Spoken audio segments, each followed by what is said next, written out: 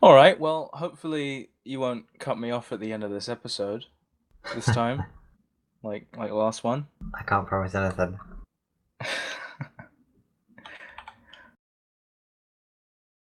All right, well, we got stuff to talk about, We you know, do. That's like good. like usually we have stuff. We do have stuff. That's. I mean, it wouldn't be a very good podcast if we didn't have stuff that we were going to talk about. We don't have much stuff to talk about, but we have like three huge things to talk about. So hopefully that will fill the time slot. Hopefully. So, what do you want to talk about Um, first? well, I'll start with the fucking intro, which I completely glossed over. Welcome to the Technically Wrong Podcast, episode 12. Um, Welcome. it's a mess. Don't worry about it. We're totally professionals, okay? Yeah, it's fine. Um, but yeah, no. So I some damage control, and I'm probably gonna. I keep putting it off because I need to go through and watch all of them and correct my mistakes. Because for some fucking reason, I decided to do damage control instead of just like everyone else in the world who just kind of tries to forget about it until they get a comment and then they do a Q&A for like 45 minutes saying, "Yeah, I fucked up. Leave me alone." Um, but I fucked up. I said that the 470 was Polaris 11 when it's actually Polaris 10. It's just a cut down version of the 480. It's not too bad, but it did kind of make my point about Greenland and Vega 10 and Vega 11 a little less potent, I suppose. But I still think that the 490 isn't going to be a dual GPU graphics card. I doubt that they would do that, but who knows? Who fucking knows? But they're going to have to do something at some point. And the 490, if it is more powerful than the 480, it's going to be a beast. Because with the custom coolers that have come out, we've only got one video so far after recording this, at least. I've been hoping for more, but Overclockers UK still don't have them in stock properly. They're still on pre order, but they did release a video on their YouTube channel about the 480 Nitro. And that graphics card can overclock, has a boost clock in OC mode up to 1342 megahertz, and it performs better than a stock 1060.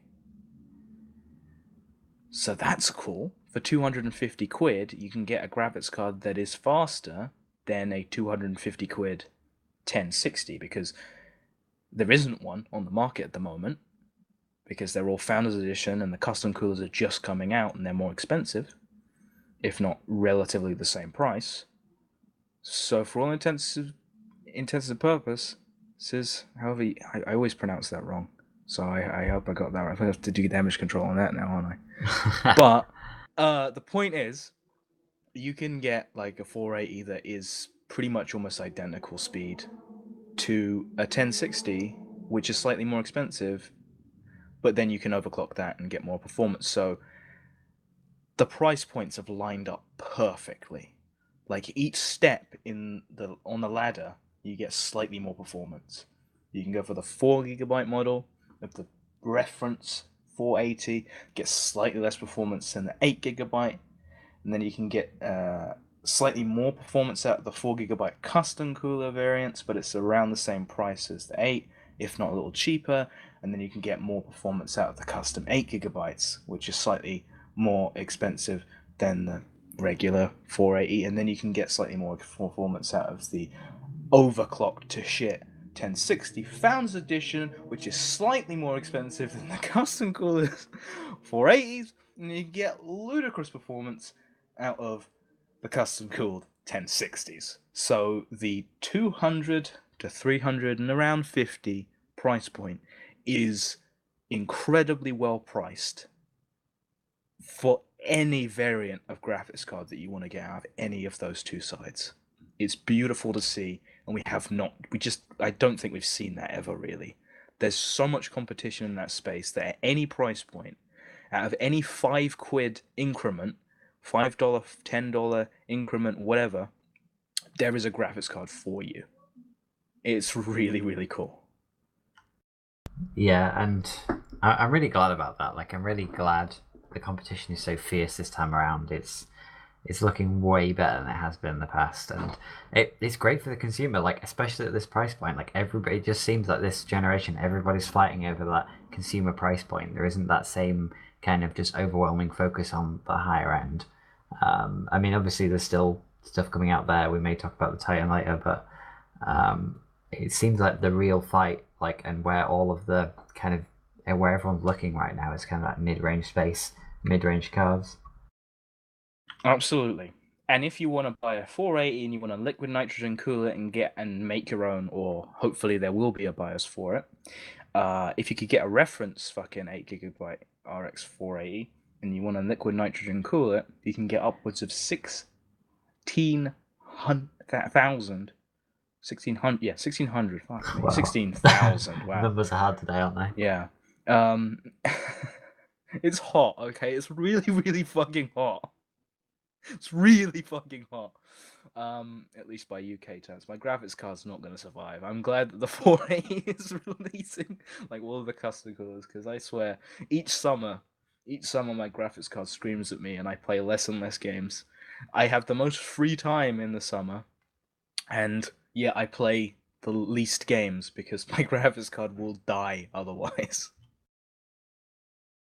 But yeah, you can get it to 1600 megahertz stable. Now, the guy I was watching got it up to 1700 megahertz, and it just wasn't quite stable because he didn't have a proper LM2 overclocking BIOS. If he did, he could have gotten it there. And with 1600 megahertz, he got performance that was marginally greater, marginally, than the Fury X, which is ridiculous. So if you get a custom cooler, because to be honest, right, you saw like the 480 benchmarks and stuff that we got out of overclockers. We got maybe a sheet of like 5 or 6 benchmarks, and they were showing like a 6 to 9% performance increase, which is pretty much what the 1060 does, right?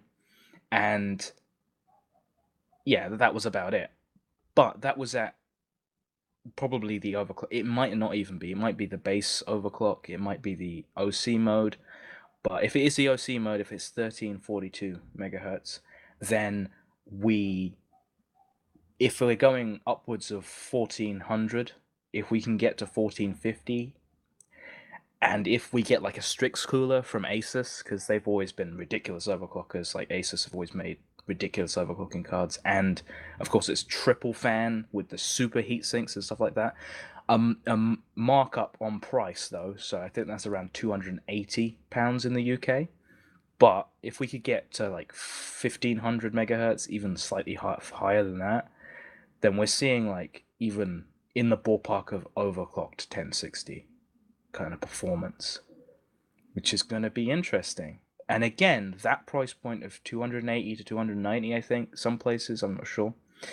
Those kind of prices are in direct, I mean, money to money performance of 1060 cards. So it's incredible. It's wonderful. It's wonderful. The amount of variety, and finally technology is catched up, or graphics card technology is catching up with monitor technology. Like 1440p is a proper fucking option now in the lower end market, and of course 4K with the Titan.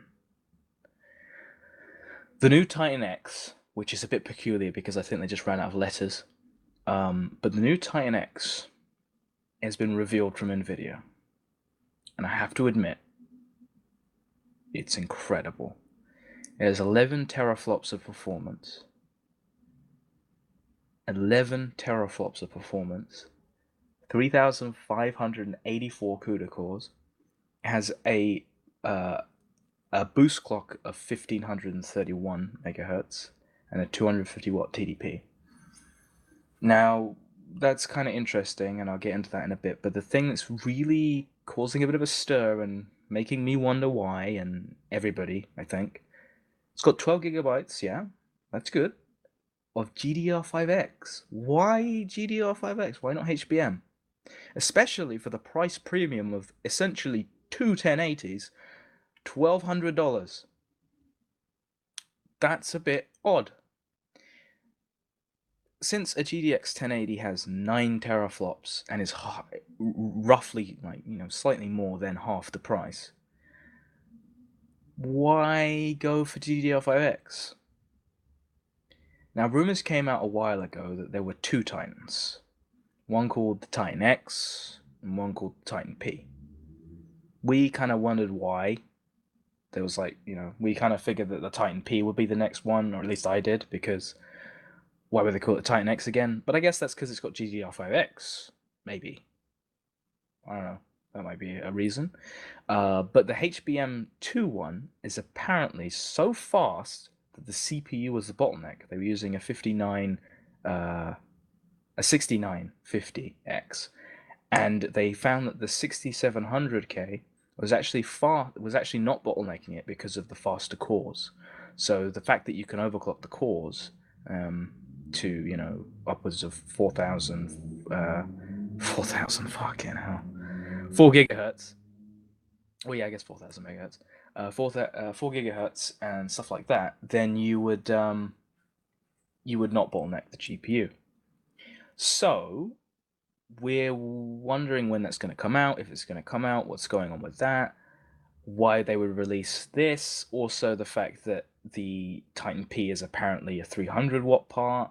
Is it just going to be essentially the same GPU as the Titan X, but with a slightly higher overclock and HBM? I mean, I doubt that would happen because they'd have to retool the GPU to work with HBM. That's a lot of R&D. That's a lot of just cost to then adapt it to be. So I figure that they're just going to have like a 4,000 CUDA core graphics card. Nvidia are just showing off at this point, but they're showing off at a price point that nobody's going to buy it. Why? And then why would you release this GPU in the first place? Like, at this price, then it's going to just be completely obliterated by the faster card. And then to release that card in the first place when CPUs that the kind of people with this kind of money are going to be buying are too slow to run it. It seems a bit odd to me. Yeah, it does rather. But maybe it's down to a manufacturing thing. Maybe that they're just having trouble with HBM, and so they're just going to release one with GDDR5X to begin with, just to put something out there. They've for a while now they've considered Titan to be the fastest thing available, which people are welcome to argue over, but maybe they just want to keep that up. Maybe they want to keep it on the release schedule. Well, that's why I think that if AMD would release a 490 and it's not a dual GPU, because that's what the current consensus is, and I don't believe they would. But if they were to release a 490, I think they probably would have maybe even GDR5X. I don't know if they could in this to keep it at the price point and the amount of cores that will have like stream processors compared to like a 480, because releasing a 490 with double the performance of a 480 would be a bit of a weird move, because then you'd have such a void in the middle of a 480, because the Polaris 10 and the 480 are apparently the highest that Polaris 10 can output. So having such a powerful GPU of 4096 or even 3500 stream processors would leave such a gap in the market and a price point gap, because you wouldn't market such a powerful graphics card at, say, even 400 or something like that, pounds or dollars or whatever. So having such a void in the market would be just weird to have that and then have the 490. So I think if a 490, say Greenland, was to come out, it would have probably GDR5X, and then I doubt there's going to be a Fury for this generation, because I think the Fury was more of just a card to show off HBM and the new generation of memory. So I think a 490 with GDR5X would make kind of sense. And then next year, kind of early next year, when the Zen chips come out, because we got news that it will possibly be shipped at limited quantities in 2016, probably to people like Dell to make their kind of PCs and stuff like that, and then have a full release in kind of Q1, Q2, or something like that in 2017. So I think releasing Vega 10 and Vega 11 with HBM2, or maybe Vega 11 being GDR5X on the slightly lower end GPUs, and then Vega 10 being HBM2 on like a 590 kind of card would make sense. And then having the 490 be GDR5X. But then you run into, because AMD definitely aren't going for the kind of price points and the kind of market that Nvidia are. Even with their Zen CPUs, they seem to be touting it as Intel-like price, Intel-like performance for AMD-like price. I think that's where they're going to go. You know, they're going to go for like 5960X kind of performance on the very, very highest end, but be the kind of price point of, say, something like the 4770K or 4790K or something like that. Because, I mean, even the fucking Skylake 6700K is pretty fucking expensive. Yeah, you know what? I expect that they'll do exactly what they've done with their GPUs on the CPU line. I think, as far as pricing is concerned, I think they will try to give alternatives at every single price point. I think that's just they're just going to compete in the same way. That would make sense, especially if they're bringing something like a higher core Zen CPU to the mainstream. There are rumors that Intel will be bringing more cores to the mainstream. So I honestly think they'll try to fit performance to performance CPUs in at a slightly lower price point than Intel's doing, just like they're doing on the GPU end. And I think that just makes sense of what they've been going towards currently, and their kind of price points of the GPUs, and even with Bulldozer, even with that kind of stuff, like it was about as fast as an i5, but it was considerably cheaper than an i5. Well, at least like a year later, but still, it was competing with, yeah. So, I know it seems like that's where they're heading, and I think that's where they'll survive, because Nvidia are just showing off. They are superior at this point. But at price to performance, AMD have always been king, and I think they're really, really hammering that fact home at this point. And I think that's definitely where they're heading. They're just like, well, nobody's got enough money for like $1,200 graphics card that's going to be obsolete in a few months, for a $1,500 to $2,000 graphics card that's going to be obsolete in a few months, for a $1,200 graphics card is going to be obsolete in a few months. You might as well just pick up a $300 graphics card that will be decent for a few years. Yeah, that's it. Yeah, they've absolutely nailed the price points for the GPUs. If they can just pull that off for the CPUs as well, I think they're going to be in a really good position. Yeah, and it's been a long time coming for this resurgence, but we've really seen it with the 480, and that's why, again, I just don't think that the 490 is going to be two of those. It would be a fast card, but just dual GPU graphics cards, nobody fucking buys them in the first place, even if they are relatively cheap. Um, and that there's a good reason for that. Like, Crossfire isn't the best thing in the world. Like, you buy a single GPU now and you have the option to get Crossfire in the future, but you wouldn't just buy two slower GPUs. You'd buy one more powerful, and I think that would just be playing into the hands of Nvidia at that point. I just don't see the logic in releasing a dual GPU graphics card as your flagship 490, or like, it just doesn't make any sense to me. Especially with just things like the 1080, even if you have a dual GPU card as the 490 and it's cheaper than a 1080, at that point, if I had the kind of money for those graphics cards, I'd probably go for a 1060 or a 1070 or even just a 1080. Like, I wouldn't buy that. I've had horrible problems with my dual GPUs, and if they sort a lot of those problems out, there's still going to be slight problems because you're still running two GPUs, and And there's just the history of dual GPU graphics cards and the problems, and it's well known, and they just don't work as well as a single GPU. And it's odd to see no rumors really of the 490 whatsoever. The only thing anybody's talking about is it possibly being a dual GPU, but that's pure speculation. The only thing we've noticed is that AMD fucked up and Sapphire fucked up and listed the 490. So there is gonna be a 490, but what is it at this point? Yeah, I mean, they have to. I think, in my opinion, they have to have a 490 just to kind of complete their lineup. So it makes sense that they're gonna release one. Like, I'd be shocked if they didn't, but I don't expect it to be anything special. Like, I expect it to kind of. I want it to compete, to be competitive, but it's not going to be like competitive in the way that the 480 is. I think it's just going to be kind of, mediocre competitive, just so they've got something at the price point. Yeah, I think at around 300, 350, that performs about as well as a 1070 at stock or something like that will do fine.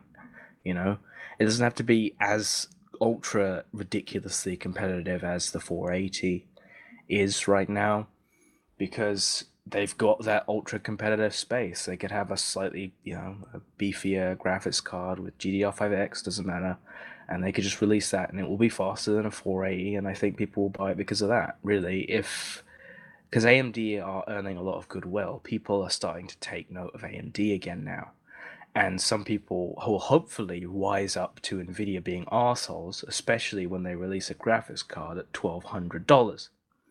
So I hope that even if there is like a 490 that's not super duper competitive, say like the kind of performance and price point of the 290 when it came out, it was slower than, well, kind of even two of Nvidia's options. Really, it was competing sort of with the 780. It was it was slightly faster in some things and slower in others, so it was competing more or less head on and slightly cheaper.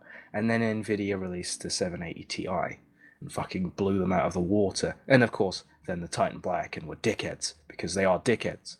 But yeah, so something along those lines. I mean, that was decent competition for the time, and I doubt we're going to get the kind of competition that we have with the 480, because I am 150,000% sure that Nvidia wanted to release their graphics card at a higher price point, the 1060. Like I am sure that they would have released it at a slightly higher price point. Say like the base, like the founders edition, would be 350 or something like that, and the non-reference would be 300. But instead, the founders is 300, and the non-reference are supposedly 250. But Yeah, it's kind of like, it's kind of like when the PS4 and the Xbox One released their price point, and then the PS4 came along and were like, let's just do everything that everybody's complaining about.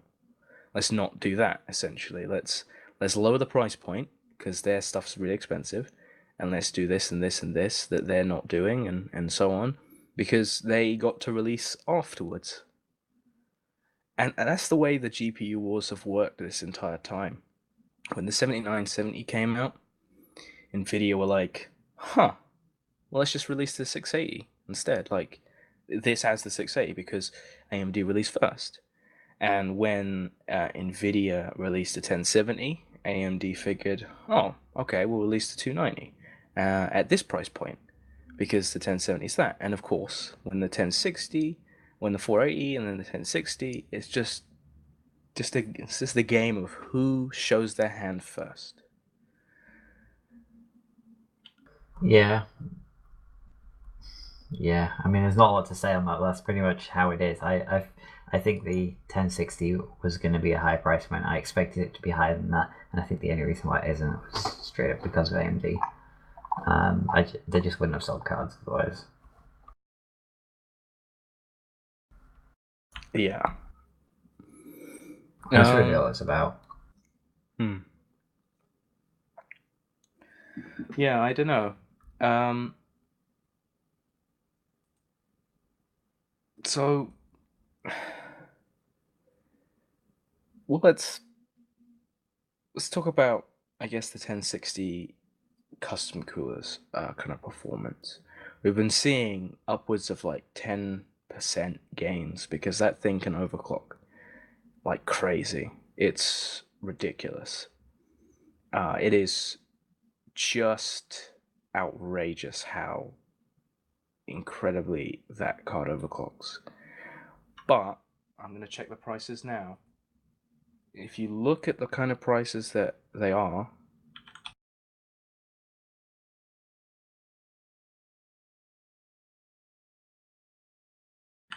you will find that they are. Oh shit. What? Damn it. They're actually the prices that they advertised. They are, well, I mean, they're slightly more expensive, but they are cheaper than the reference. You can get, of course, the plasticky, horrible ones for really, really cheap. But some of the actual decent custom coolers, and a lot of these are just the stick your cooler on the reference PCB, and those are the slightly cheaper. That's what we've seen with the 1070 and stuff like that. But it does seem like availability is actually here. These are all up for pre-order, so we'll have to kind of see what happens. Will prices change when they're actually released? But currently for pre-order, and most of these are reference PCBs, but currently for pre-order, you can get a GPU that is what they promised.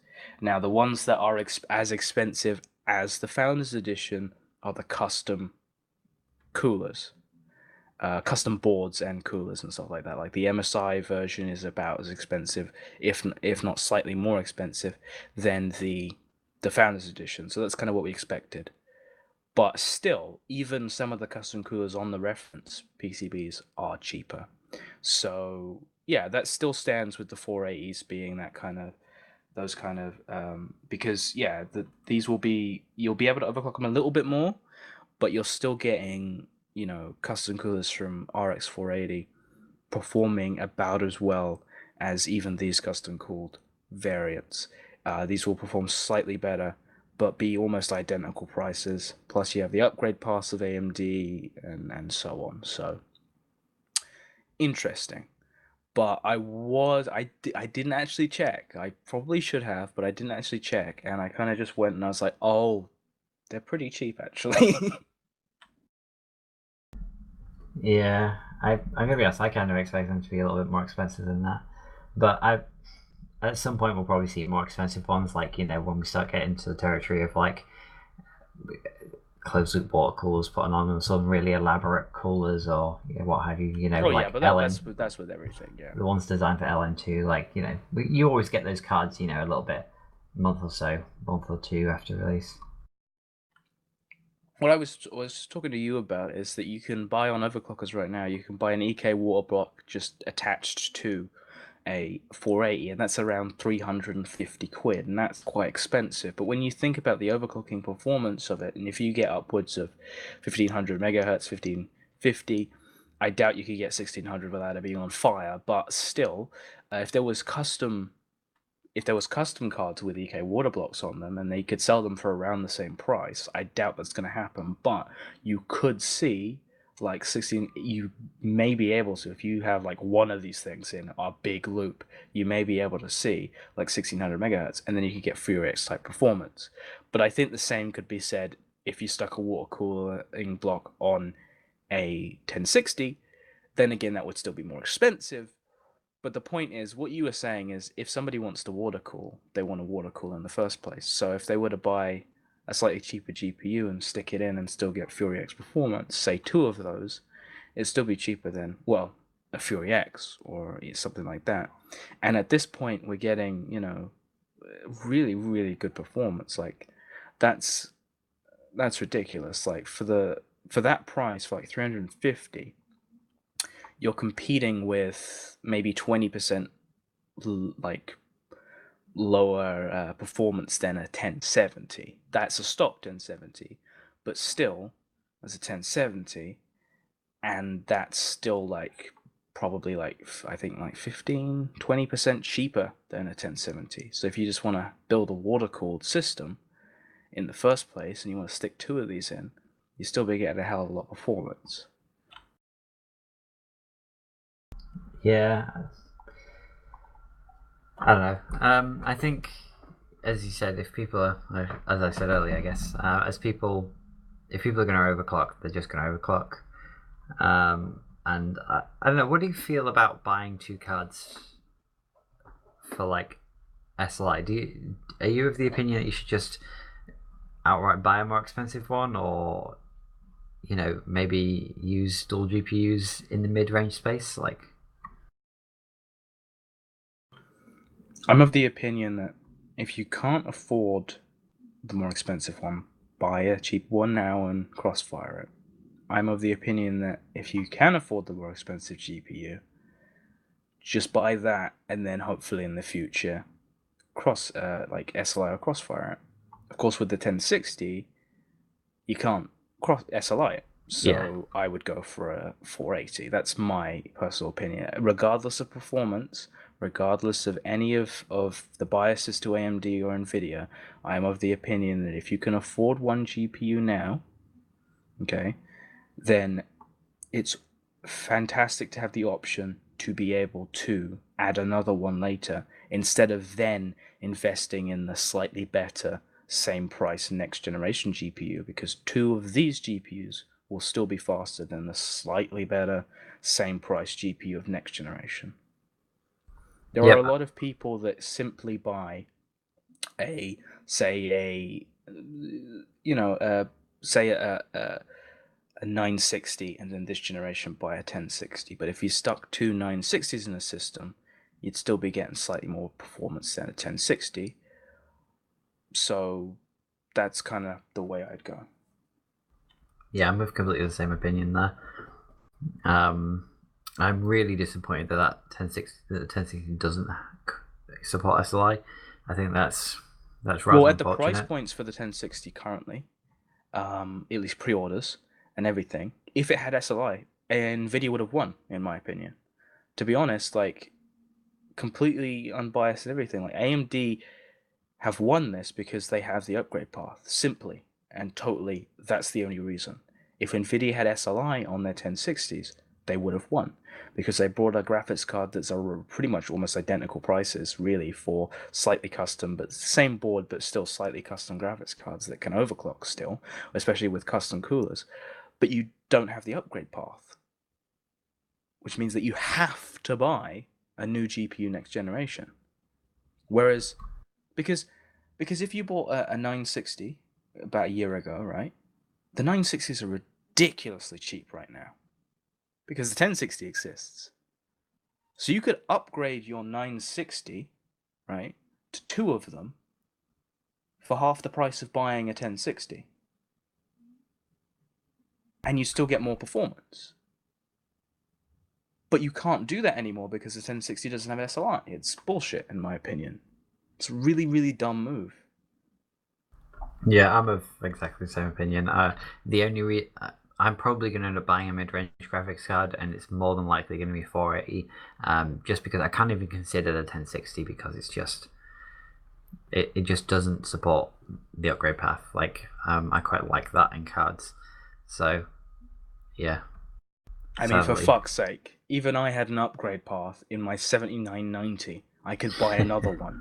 And it wouldn't give me any more performance because this crossfire is already fucked because the drivers are old and everything, and also this thing is fucked. But I could still stick another one in. With the 1060, you can't. It just does not make any sense to me. Why does Nvidia still have SLI bridges? Why is that a thing? I could probably speculate why that's the thing. I don't actually know. Go on then, speculate. So, do you know? Um, do you know why AMD stopped using them? Why is that? Okay, so AMD. I mean, obviously, with long story short here, like we're cutting out the details. So, AMD effectively just stopped using them because their bridge technology, and it was a lot like in Nvidia's at the time. Their bridge technology actually, it was good. Like, it was usable. It was perfectly suitable, um, and they could run anything they want. But there wasn't much in the way of like expandability for the future. They were either going to have to change it or just make it faster somehow. And so then you kind of come along to PCI Gen 3/Gen 2, where the actual PCI lane supports like some additional technologies, and one of those additional technologies allows PCI lanes to talk to each other, and through those lanes and through using those channels, AMD figured out a way where actually they could just do it through the PCI bus, and the speeds they got naturally through the PCI bus are ridiculously fast, like magnitudes faster than their Well, of previous course they are. technology. That's why we have a storage essentially on them at this, at now. And so, because that was the case, that's why they chose to do it. My guess is Nvidia have stayed with the bridge probably because, I mean, again, this is all speculation. I don't know this to be true, but I'm guessing they've just re-engineered it over time. I'm guessing they currently don't see a viable option going to the PCI because either theirs is comparable speed or potentially it's faster. But it's probably custom designed for the sorts of information they're sending across. It wouldn't surprise me if it was able to do more than the PCI. They had to build a new high bandwidth SLI bridge in the first place, didn't they? Yeah, I mean, there's definitely been changes to it over time, but I think that's just it. I think they just engineered it enough that actually they're probably getting better speeds than the PCI lanes are now. And I think they just keep the bridge on because they like it. They could switch to the PCI lanes. I just don't think they will. I think they'll like the bridges. They say Nvidia on there when you stick a bridge in. Well, even with PCI 2, AMD GPUs didn't really have a performance hit. No, and there's no saying that because it's difficult because obviously only really like the GPU manufacturers AMD and Nvidia are going to know exactly the performance they get from them and what GPUs bottleneck on them. But running, it seems that you can run four-way GPUs on the PCI lanes and it won't be bottlenecked, and Nvidia can run four-way on their SLI and it not be bottlenecked by that interface. Now, there is question as to whether that interface and the two interfaces they're using are part of the reason why GPUs don't work so well together. That's questionable. You mean with the even with the high bandwidth bridges and stuff like that? Yeah, I mean, because it's questionable as to whether, because if you get two, because effectively if you get two NVIDIA GPUs on the same card, effectively they're just doing that on the card. As opposed to the other way of doing it. And so, yeah, I mean, it's potential that those bridges are the reason why you see degradation between GPUs, why it's not perfect. And and also maybe the reason sense why they don't want to do 3 and 4 GPU SLI anymore. Yeah, I mean, it does make sense. Like, it does make sense that would be not a bottleneck necessarily, but it would be like, because those things are so hard to engineer, they're so hard to get right. Like, it's a really difficult technology because everything's going so quickly, and so I think, getting back, kind of bringing this full circle a bit. I think the reason why they use the SLI bridge is probably just because they've engineered it enough that it's either faster than the PCI lane or gets comparable performance, and they just don't want to switch it. Yeah, and I guess it must be slightly more expensive, and that's why slightly more technologically advanced than, say, AMD's option of the past, because that's why they release it in motherboards rather than their actual GPUs themselves. Yeah, something because with Crossfire, you always had that one single strand, and then you'd link them all up with the GPU, whereas with SLI bridges they had like rigid and of course the one single, but they for dual, but you always had the kind of rigid block that used to go through up to 3 and 4-way SLI. So I guess they might have engineered it slightly more in the first place, so it would last kind of longer than AMD's version, and so AMD, when they were getting to the limitations of their Crossfire bridge, decided to go the other way, whereas Nvidia had it was almost more robust, so they could keep it for longer up until a point where they can't, and then they engineered the high bandwidth memory, high bandwidth bridge. Yeah, I honestly think they've probably taken a leaf out of the PCI lanes book, because PCI only dedicates a small section of it to that. I think with it being a fairly open technology as well, I think NVIDIA at some point have probably taken a leaf out of its book and re-engineered its bridges. Not necessarily because I mean that's a difficult thing. We never hear anything about how the SLI is developing, how the SLI bridge is changing, but there is constant generational differences in how that works. Like it can be a completely different interface on every generation, and you'd never know because it looks the same, and they don't talk about it. Because they could just be sending different information through the pins. Yeah, and that's it. And they will be doing that. They'll be trying different things, and there'll be newer generations of SLI that we're just not hearing about. Because it's not that they don't want to tell us; it's that nobody's interested. That's not going to sell GPUs. Yeah, if you tell us we can buy two of them, it'll be faster. That's not going to sell GPUs, right? They don't want to talk about that. So if it doesn't make them money, it's not so, it's not so bad. So I think they're probably taking a leaf out of the PCI lanes book at some point, and they've probably used some of that technology. They've got the room there to do more than the PCI lane could do, and so yeah. But I think it would be incredibly interesting if at some point down the road they just enabled SLI for 1060s through the PCIe lanes. Yeah, I don't know enough about the PCI lane technology, like the actual linking. I know how it works. I couldn't tell you the protocols they're using or how they actually function in programming, but maybe I'll go look that up. Because the high bandwidth bridges, they only really apply to the 1070, which is faster than the Titan X, right? Well, the previous Titan X, and of course the 1080. But the 1060 is slower than the Titan X, so it could be feasible that they may just run through the PCI, and they wouldn't need the highest bandwidth. And maybe if they then do that, then they could work on it for the next generation of GPUs, and then get rid of the SLI bridge. But assuming they want to, though, maybe they want to keep the SLI bridge. And again, I doubt that they would market no SLI for a 1060, and then add it in the future, because that would just be weird. But it would be interesting, and it would be kind of a smart move, because then people with 1060s could upgrade. But then not stating that originally would kind of not help their sales. So I don't know. The difficulty is I don't know enough about the PCI lanes programmatically to know that whether they would be able to just program that into actually write that into the BIOS and that would work, or whether they would have to build some custom hardware on the card. I don't know enough about how that works. So I mean, it's really dependent, maybe, but probably not.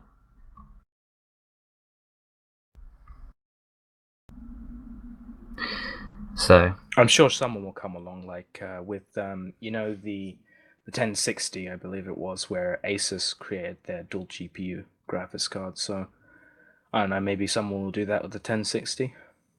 I mean, people have been doing that for the longest time, with just everything. Even before the 7990 came out, there was the Devil 13 variant, which the Devil 13 of the 480 looks great, by the way. That's not a dual GPU graphics card, which is kind of confusing, but still looks great. Yeah, I don't know.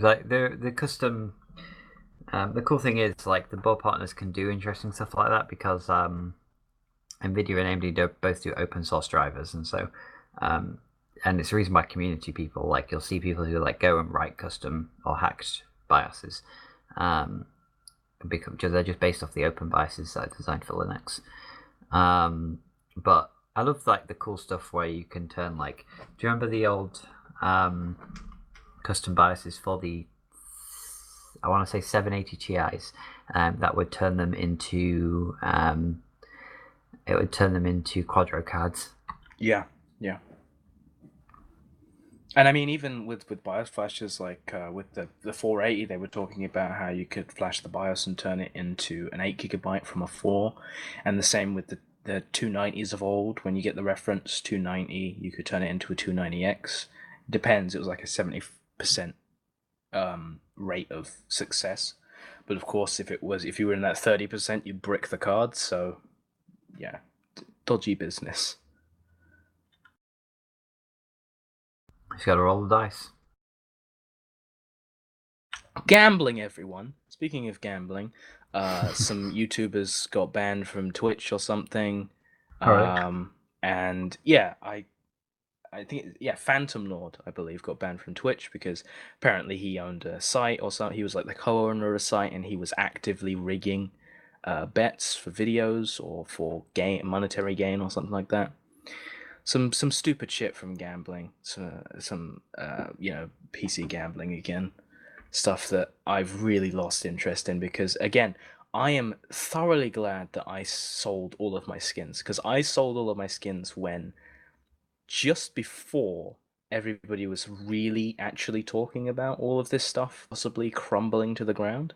I doubt OP Skins, which is the site that I used, will actually go down properly, but I'm pretty sure that they can't use bots anymore, so they might have to actually employ employees to go through and make the trade deals, which would tank their business significantly because it's not free anymore. So I don't know, but yeah, I sold all my skins on OP Skins, and I got some cash for my 480, and that was nice. And I looked at pretty much a lot of those skins, and the prices have gone down significantly because everybody is selling everything and cashing out left, right, and center because it's crumbling to the ground. CS:GO gambling and a lot of these sites that do skins for money are just disappearing. And I managed to get in a few days before everybody was panicking. Nice. Yeah, I mean, I did lose a little bit of money because of the fees and everything, but I would have lost a significant amount more if I'd done it now as opposed to a couple of weeks ago. But yeah, there's just more and more news of sleazy scumbags who are rigging the gambling sites, and now Valve have taken legal action and are shutting down a hell of a lot of these sites. Just everybody's panicking, and those people are facing serious fucking lawsuits. It's about time they did something about the gambling stuff, though, because I mean, I don't know. I guess it's just kind of game breaking when people are doing it just for the money. Yeah.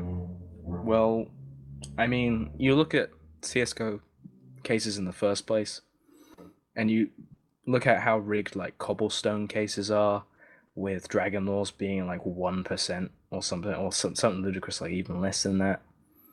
Um, and it's all pretty fucking bad in the first place. Like Valve even implementing that, they must have known that this stuff would crop up, especially with such an open login API. And they didn't do anything about it for such a long time, and I think that's what people are so angry about. But I'm glad to see when shit really went awry that they did actually do something. Because, to be honest, Valve haven't done anything for ages. There's still so many shit games getting on Steam. The one good thing they've done in the last couple of years is pretty much just allow refunding. And essentially, like with CS:GO updates, they're a nightmare. Each update annoys the entire player base. With TF2, there's a new update or something. Is it competitive? Yeah, I think they added competitive. Yeah, they added competitive, and then they basically deleted all of their casual servers, which is pretty much the entire player base's comfort zone. So they did. Valve just don't give a flying fuck about their consumer base at this point, which is a shame. And I think they're more looking towards VR as their now safety net because their entire fan base is pissed off with them at this point. They have so much control over VR. They're selling VR games. They're greenlighting VR games and stuff. So they're putting that into the market, and that's nice. But their actual games and the updates for them and stuff like that, and especially like good old games, they at least patch games to allow them to run on modern systems before they release them. Valve just don't give a fuck, and it's a shame. But games that have just been released and are coming out and stuff like that, Final Fantasy IX, Final Fantasy X and X2, looking forward to playing those. Then again, I played maybe 2 hours of 7 and then kind of forgot about it. So I don't know if I'm actually going to get round to playing those games, but they are coming out on Steam, and that's fantastic. But I don't know. Steam as a whole is a big mess, and it's starting to show cracks and to come tumbling down if Valve don't actually do something. And they are starting to do things. They just need to fix. They just need, all in all, in their games departments, they need public test servers.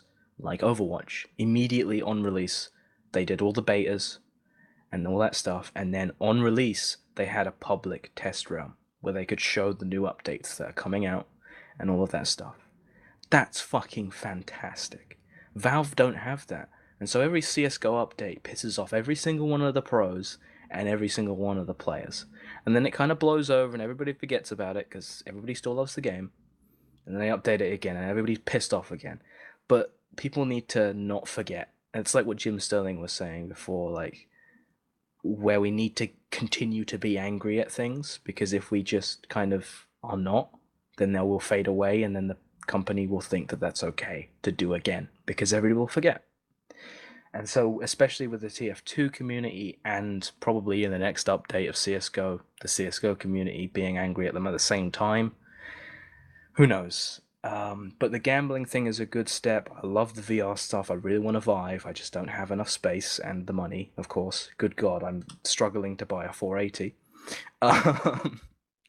So yeah, Valve need to get their shit together, and they seem to be starting to do that. So I hope they continue and they don't just do this and then forget about doing anything else like they did with the refunds. Yeah, I mean, Valve as a company have become so content with where they are over the last like couple of years. Because I mean, at one point they were releasing games, they were actively like doing stuff with their store, and it was growing really well. And I think there's been such an influx in games over the last couple of years, and they've stopped doing games and started looking at other stuff, and they've just become so content with where they are in the market. They're so happy that nobody will look anywhere else that actually they just have kind of taken. It looks like they've kind of taken a step back. I mean, I am part of the problem because I just mentioned the good old games are fantastic. I don't even have a good old games account. Actually, that's not true. I mean, I don't have an account that I remember. I have an account from like 2 years ago when they were doing, when they gave Dungeon Keeper to everybody for free, and that's about it. I am part of the problem. But it's just that Steam is so big and there's so many people on Steam, and like I like having my entire library on one thing. That's why I have forgotten my Origin fucking stuff. I can't even remember what my login was because I think Battlefield 3, all of the Battlefields and Sims and all that stuff on it. Because I bought a Humble Bundle once, and that was the only reason I had an Origin account. And I just no, I don't. I like having all of my games in one place, and it's a shame that good old games gets passed over and that Origin is shit because Steam has some serious fucking problems. It's a bit like how YouTube is currently. It's like it's the biggest. Everybody goes to YouTube. Everybody's subscriptions, everybody that they watch is on this platform, and therefore nobody's willing to go anywhere else. But their copyright strikes and all of this crazy bullshit is happening, and so they're comfortable where they are because nobody's going anywhere else. Yep. And it's sad. And that is like the sole reason they've become content, because truth is nobody's actually going to look anywhere else. So I want them to do better, and I want them to do better stuff with the store. But I, I would be surprised if they did as much as I want them to do. Oh yeah, no, they're probably not going to. For a while at least. Well, I think that's about it. Yeah, I was surprised because we really didn't have much to talk about, but we still managed to fill the time slot. Um, it's just because you like get on random rants about stuff out of nowhere. It doesn't like it's not even related to any news at all, and you just start ranting about it. It's like, pretty okay. much, yeah. Like, why Nvidia SLI bridges? Why? All I right. guess Well, sorry. What was that? I guess Steam was kind of related. Yes, yeah.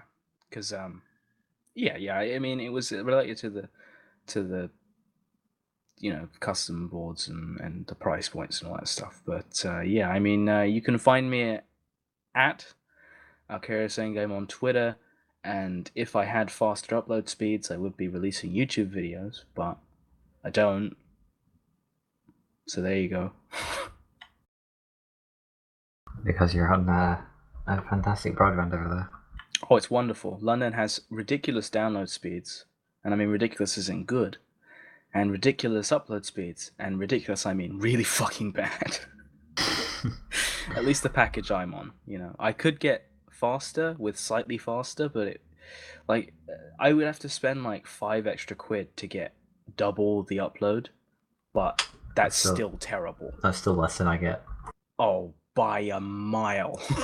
How much do you pay for your broadband there? Like what and what is it? Like It's TalkTalk, and the reason we're with TalkTalk is because it's ludicrously cheap. okay. And we had quite a few problems a while ago, but it's actually been quite solid. Of course, in London especially, everybody feeds off of BT. Virgin just don't have enough fucking money to lay enough fiber everywhere because nobody fucking uses Virgin. And also, their customer support and their downtime isn't fantastic. So nobody wants to use Virgin, even if the internet speed is ridiculous. Like my friend had like 100 megabits a second for the longest time, and he's gone up to 150. But for an entire Christmas, he was offline. Like for a week of Christmas, he was offline. So that was fun for him. Um, and so that kind of sucks. Virgin, incredible speeds, everything else is shit. But the prices are okay. They're okay. They're not fantastic, but they're okay. For the speeds you get, they're fantastic, but they are expensive. Yeah.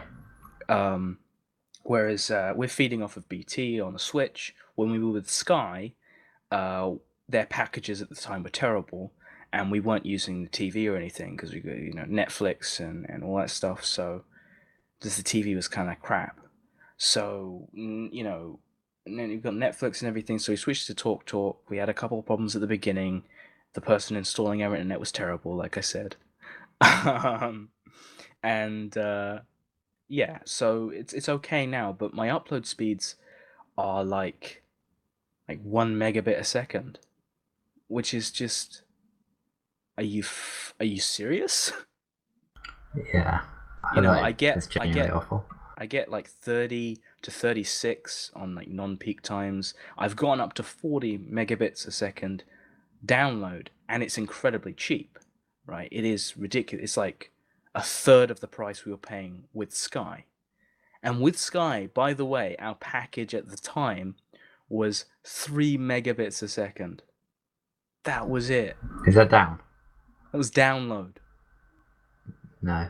That was my internet. So I fucking times it by 10 by moving to TalkTalk, and also it was about 15 quid cheaper than the Sky package of the same speed, and about £20 cheaper than the BT package of double the speed, but still I can deal with 30. 30 is 10 times faster, and it's like, half the price of the faster, and so on, so it's okay. It'll do.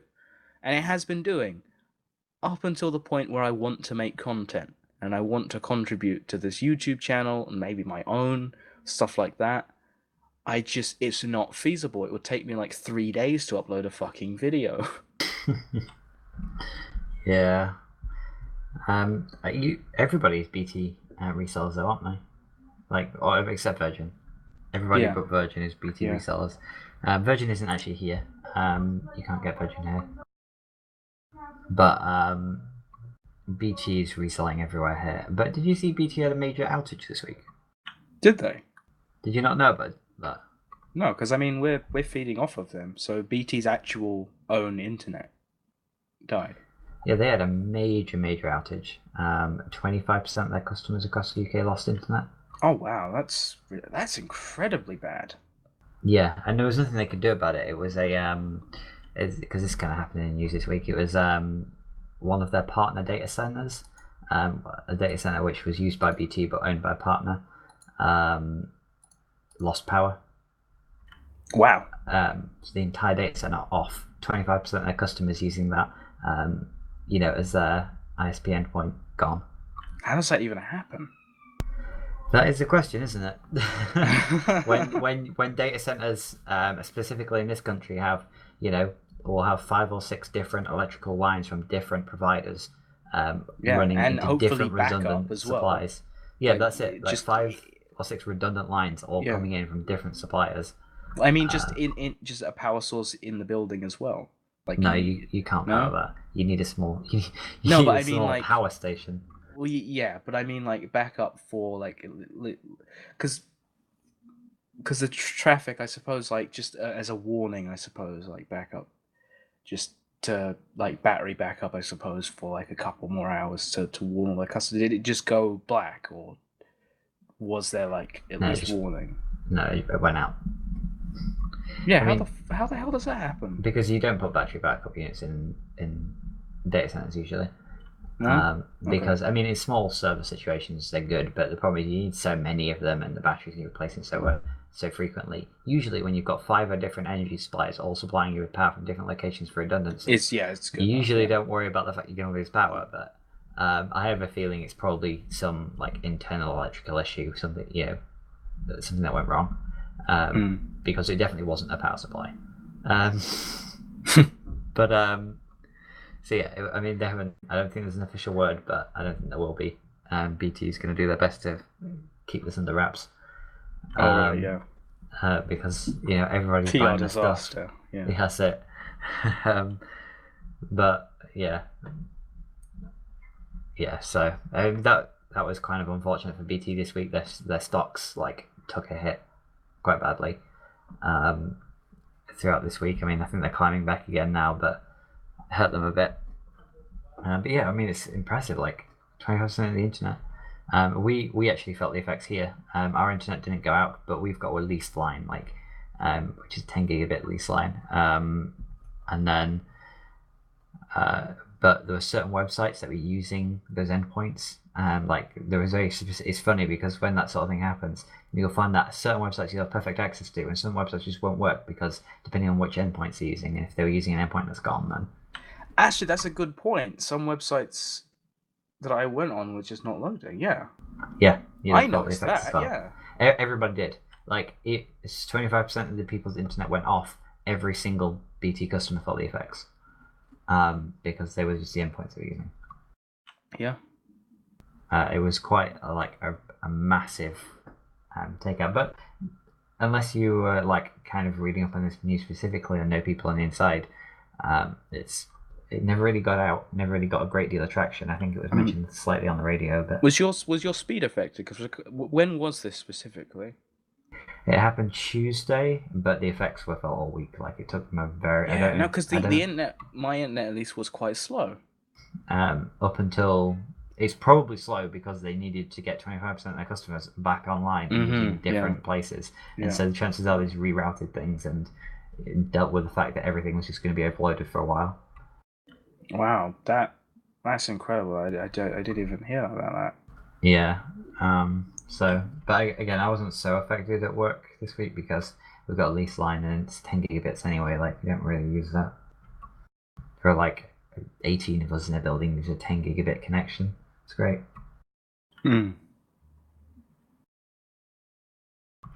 That's where I upload YouTube videos from. Takes about 2 minutes. Anyway, where can we find you? Yeah, back on topic there. Bringing it full circle. I'm pretty much everywhere. Sometimes. On Twitter and like Have you I actually start. posted anything on Twitter and like No, ever? no. Yeah. Have you But actually posted anything on Tumblr or Imager, or I've, did you I've get an Instagram I've or got an Instagram. anything that you can link to? Yeah, they're all linked in the description. But the Tumblr I've been playing around with recently. So I got to follow Lucas just to see whether he's ever gonna return. just tweet him every day this week. Come on the podcast.